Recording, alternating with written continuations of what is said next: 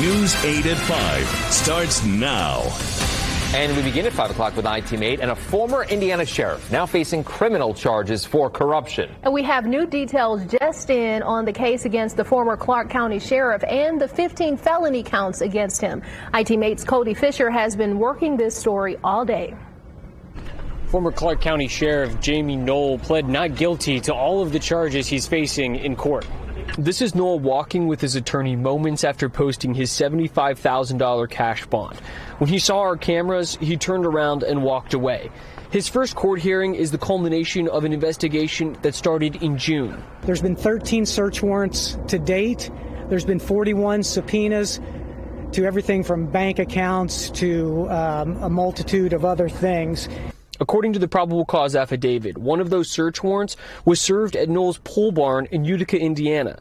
The pole barn itself was allegedly built with labor from employees of the Clark County Sheriff's Office while they were being paid with taxpayer money.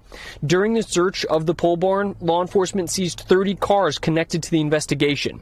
Knoll is the chief executive officer of the Utica Township Volunteer Firefighters Association.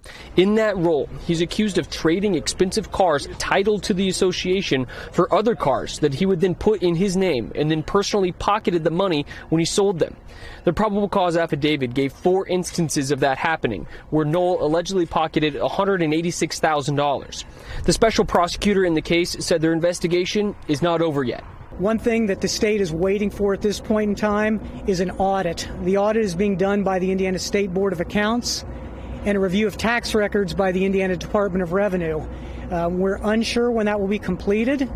And what results and what happens after that may take us in a new direction.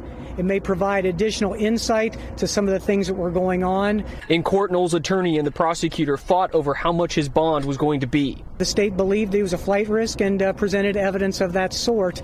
And the judge certainly agreed to that because he tripled what the state asked for.